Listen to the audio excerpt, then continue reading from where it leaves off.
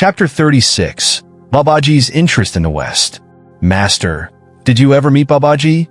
It was a calm summer night in Serampore. The large stars of the tropics gleamed over our heads as I sat by Sri Yukteswar's side on the second-story balcony of the hermitage. Yes, Master smiled at my direct question, his eyes lit with reverence. 3 times I've been blessed by the sight of the deathless guru. Our first meeting was in Prayagraj at a Kumbh Mela. The religious fairs held in India since time immemorial are known as Kumbh Melas.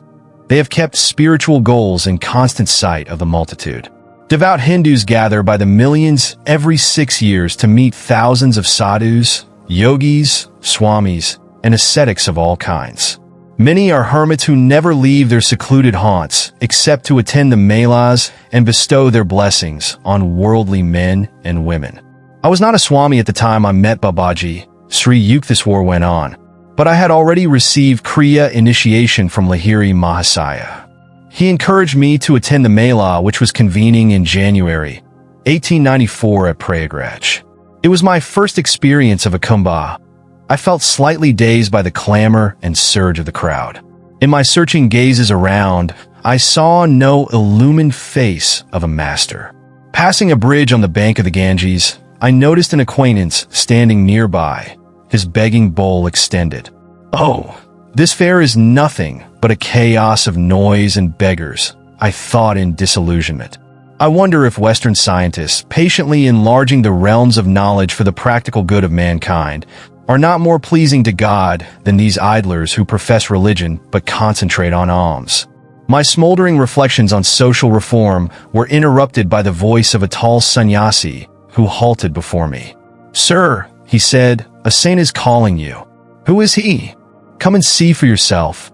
Hesitantly following this laconic advice, I soon found myself near a tree whose branches were sheltering a guru with an attractive group of disciples. The master, a bright, unusual figure with sparkling dark eyes, rose at my approach and embraced me. "Welcome, Swamiji," he said affectionately. "Sir," I replied emphatically, "I am not a Swami. Those on whom I am divinely directed to bestow the title of Swami never cast it off." The saint addressed me simply, but deep conviction of truth rang in his words. I was engulfed in an instant wave of spiritual blessing. Smiling at my sudden elevation into the ancient monastic order, I bowed at the feet of the obviously great and angelic being in human form who had thus honored me. Babaji, for it was indeed he, motioned me to a seat near him under the tree. He was strong and young, and looked like Lahiri Mahasaya. Yet the resemblance did not strike me, even though I had often heard of the extraordinary similarities in the appearance of the two masters. Babaji possesses a power by which he can prevent any specific thought from arising in a person's mind. Evidently, the great guru wished me to be perfectly natural in his presence, not overawed by knowledge of his identity. "What do you think of the Kumbh Mela?" "I was greatly disappointed, sir," I added hastily, "up until the time I met you. Somehow saints and this commotion don't seem to belong together." "Child," the master said, though apparently I was nearly twice his own age, "for the faults of the many, judge not the whole. Everything on earth is of mixed character, like a mingling of sand and sugar. Be like the wise ant which seizes only the sugar and leaves the sand untouched." Though many sadhus here still wander in delusion, yet the Mela is blessed by a few men of God realization. In view of my own meeting with this exalted master, I quickly agreed with his observation. "Sir," I commented, "I have been thinking of the scientific men of the West, greater by far in intelligence than most people congregated here, living in distant Europe and America, professing different creeds, and ignorant of the real values of such melas as the present one. They are the men who could benefit greatly by meetings with India's masters. But, although high in intellectual attainments, many Westerners are wedded to rank materialism. Others, famous in science and philosophy, do not recognize the essential unity in religion. Their creeds serve as insurmountable barriers that threaten to separate them from us forever. I saw that you were interested in the West as well as the East." Babaji's face beamed with approval. "I felt the pangs of your heart, broad enough for all men, whether Oriental or Occidental. That is why I summoned you here.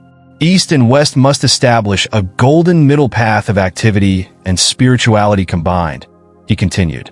India has much to learn from the West in material development. In return, India can teach the universal methods by which the West will be able to base its religious beliefs on the unshakable foundations of yogic science. You, Swamiji, have a part to play in the coming harmonious exchange between Orient and Occident.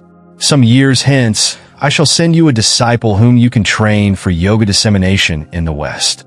The vibrations there of many spiritually seeking souls come flood-like to me. I perceive potential saints in America and Europe waiting to be awakened. At this point in his story, Sri Yukteswar turned his gaze fully on mine. My son, he said, smiling in the moonlight, you are the disciple that, years ago, Babaji promised to send me. I was happy to learn that Babaji had directed my steps to Sri Yukteswar. Yet it was hard for me to visualize myself in the remote West, away from my beloved Guru and the simple hermitage peace. Babaji then spoke of the Bhagavad Gita. Sri Yukteswar went on. To my astonishment, he indicated by a few words of praise that he was aware of the fact that I had written interpretations on various Gita chapters. At my request, Swamiji, please undertake another task, the great master said. Will you not write a short book on the underlying basic unity between the Christian and Hindu scriptures? Show by parallel references that the inspired sons of God have spoken the same truths, now obscured by men's sectarian differences. Maharaj, I answered diffidently. What a command! Shall I be able to fulfill it? Babaji laughed softly. My son, why do you doubt? He said reassuringly. Indeed, whose work is all this? And who is the doer of all actions? Whatever the Lord has made me say is bound to materialize as truth. I deem myself empowered by the blessings of the saint and agreed to write the book. Feeling reluctantly that the parting hour had arrived, I rose from my leafy seat. Do you know Lahiri? The master inquired. He is a great soul, isn't he? Tell him of our meeting. He then gave me a message for Lahiri Mahasaya. After I had bowed humbly in farewell, the saint smiled benignly. When your book is finished, I shall pay you a visit, he promised. Goodbye for the present. I left Prayagraj the following day and entrained for Benares. Reaching my guru's home, I poured out the story of the wonderful saint at the Kumbh Mela. Oh, didn't you recognize him? Lahiri Mahasaya's eyes were dancing with laughter. I see you couldn't, for he prevented you. He is my incomparable guru, the celestial Babaji. Babaji, I repeated, awestruck. The Yogi Christ Babaji, the invisible visible Savior Babaji.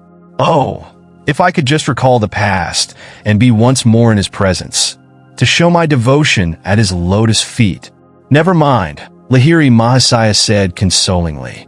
He has promised to see you again. Gurudiva, the divine master asked me to give you a message. Tell Lahiri, he said, that the stored up power for this life now runs low. It is nearly finished. At my utterance of these enigmatic words, Lahiri Mahasaya's figure trembled as though touched by a lightning current. In an instant, everything about him fell silent. His smiling countenance turned incredibly stern. Like a wooden statue, somber and immovable in its seat, his body became colorless. I was alarmed and bewildered. Never in my life had I seen this joyous soul manifest such awful gravity. The other disciples present stared apprehensively. 3 hours passed in utter silence. Then Lahiri Mahasaya resumed his natural, cheerful demeanor and spoke affectionately to each of the cellists. Everyone sighed in relief. I realized by my master's reaction that Babaji's message had been an unmistakable signal by which Lahiri Mahasaya understood that his body would soon be untenanted. His awesome silence proved that my guru had instantly controlled his being, cut his last cord of attachment to the material world, and fled to his ever-living identity in spirit. Babaji's remark had been his way of saying, I shall be ever with you. Though Babaji and Lahiri Mahasaya were omniscient and had no need of communicating with each other through me or any other intermediary, the great ones often condescend to play a part in the human drama. Occasionally, they transmit their prophecies through messengers in an ordinary way, that the final fulfillment of their words may infuse greater divine faith in a wide circle of men who later learn the story. I soon left Benares and set to work in Serampore on the scriptural writings requested by Babaji. Sri Yukteswar continued. No sooner had I begun my task than I was able to compose a poem dedicated to the deathless Guru. The melodious lines flowed effortlessly from my pen, though never before had I attempted Sanskrit poetry. In the quiet of night, I busied myself over a comparison of the Bible and the scriptures of Sanatana Dharma. Quoting the words of the blessed Lord Jesus, I showed that his teachings were in essence one with the revelations of the Vedas. To my relief, my book was finished in a short time. I realized that this speedy blessing was due to the grace of my Param Guru Maharaj. The chapters first appeared in the Sadhuzambad journal. Later, they were privately printed as a book by one of my Kitterpur disciples. The morning after I had concluded my literary efforts, Master continued, I went to the Rai Ghat here to bathe in the Ganges. The Ghat was deserted. I stood still for a while, enjoying the sunny peace. After a dip in the sparkling waters, I started for home. The only sound in the silence was that of my Ganges-drenched cloth, swish-swashing with every step. As I passed beyond the sight of the large banyan tree near the riverbank, a strong impulse urged me to look back. There, under the shade of the banyan, and surrounded by a few disciples, sat the great Babaji. Greetings, Swamiji. The beautiful voice of the master rang out to assure me I was not dreaming. I see you have successfully completed your book. As I promised, I am here to thank you. With a fast-beating heart, I prostrated myself fully at his feet. Param Guruji, I said imploringly, will you and your cellist not honor my nearby home with your presence? The Supreme Guru smilingly declined. No, child, he said, we are people who like the shelter of trees. This spot is quite comfortable. Please tarry a while, master. I gazed entreatingly at him. I shall be back at once with some special sweetmeats. When I returned in a few minutes with a dish of delicacies, lo, the lordly banyan no longer sheltered the celestial troop. I searched all around the Ghat, but in my heart I knew the little band had already fled on etheric wings. I was deeply hurt. Even if we meet again, I would not care to talk to him, I assured myself. He was unkind to leave me so suddenly. This was a wrath of love, of course, and nothing more. A few months later, I visited Lahiri Mahasaya in Benares. As I entered his little parlor, my guru smiled in greeting. Welcome, Yukteswar, he said. Did you just meet Babaji at the threshold of my room? Why no, I answered in surprise. Come here. Lahiri Mahasaya touched me gently on the forehead. At once I beheld, near the door, the form of Babaji, blooming like a perfect lotus. I remembered my old hurt and did not bow. Lahiri Mahasaya looked at me in astonishment. The divine guru gazed at me with fathomless eyes. You are annoyed with me? Sir, why shouldn't I be? I answered. Out of the air you came with your magic group, and into the thin air you vanished. I told you I would see you, but didn't say how long I would remain. Babaji laughed softly. You were full of excitement. I assure you that I was fairly extinguished in the ether by the gust of your restlessness. I was instantly satisfied by this unflattering explanation. I knelt at his feet. The Supreme Guru patted me kindly on the shoulder. Child, you must meditate more, he said. Your gaze is not yet faultless. You could not see me hiding behind the sunlight. With these words in the voice of a celestial flute, Babaji disappeared into the hidden radiance. That was one of my last visits to Benares to see my guru, Sri Yukteswar concluded. Even as Babaji had foretold at the Kumbh Mela, the householder incarnation of Lahiri Mahasaya was drawing to a close. During the summer of 1895, his stalwart body developed a small boil on the back. He protested against lancing. He was working out in his own flesh the evil karma of some of his disciples. Finally, a few cellists became very insistent. The master replied cryptically, "The body has to find a cause to go. I will be agreeable to whatever you want to do." A short time later, the incomparable guru gave up his body in Benares. No longer need I seek him out in his little parlor. I find every day of my life blessed by his omnipresent guidance. Years later, from the lips of Swami Keshavananda, an advanced disciple, I heard many wonderful details about the passing of Lahiri Mahasaya. A few days before my guru relinquished his body, Keshavananda told me, he materialized himself before me as I sat in my hermitage at Hardwar. Come at once to Benares. With these words, Lahiri Mahasaya vanished. I entrained immediately for Benares. At my guru's home, I found many disciples assembled. For hours that day, the master expounded the Gita. Then he addressed us simply. I am going home. Sobs of anguish broke out like an irresistible torrent. Be comforted. I shall rise again. After this utterance, Lahiri Mahasaya thrice turned his body around in a circle, faced the north in his lotus posture, and gloriously entered the final Mahasamadhi. Lahiri Mahasaya's beautiful body, so dear to the devotees, was cremated with solemn householder rites at Manikarnika, got by the holy Ganges. Keshavananda continued.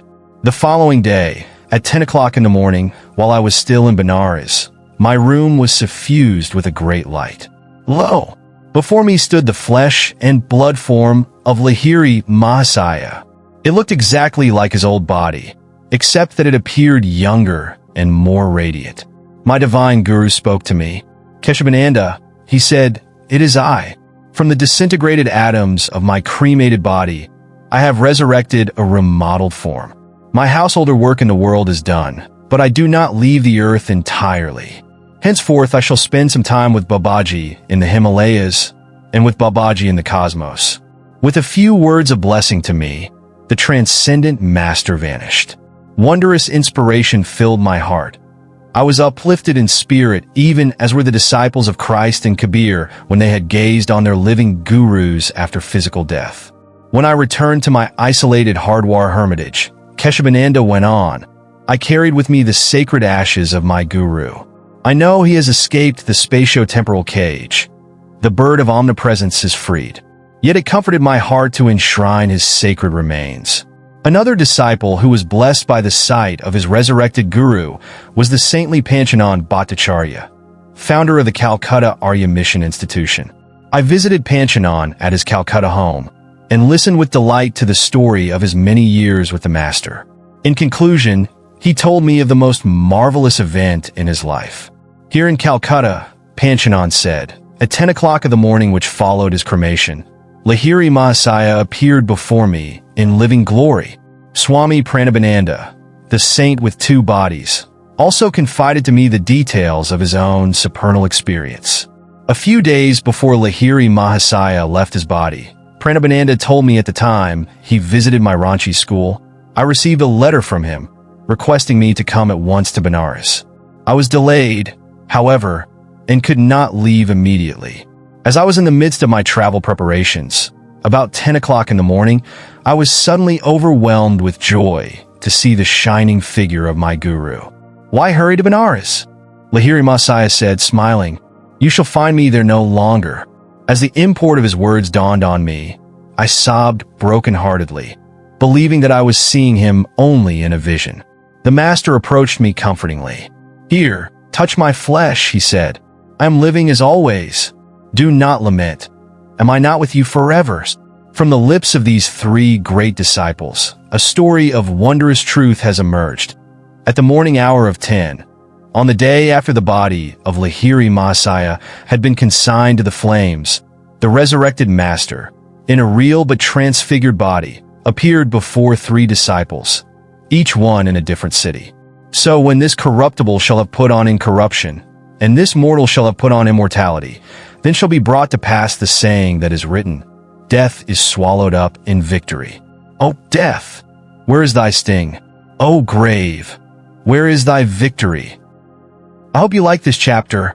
We need volunteers and sponsors to create content with even better quality and with more variety. If you wish to join this initiative as a volunteer or sponsor, please click the links given in description below. To help us reach more viewers, please like, comment, share, and subscribe to Biography Central. Also, check out our AI podcast series on Autobiography of a Yogi, where we discuss content of each chapter at a much greater depth.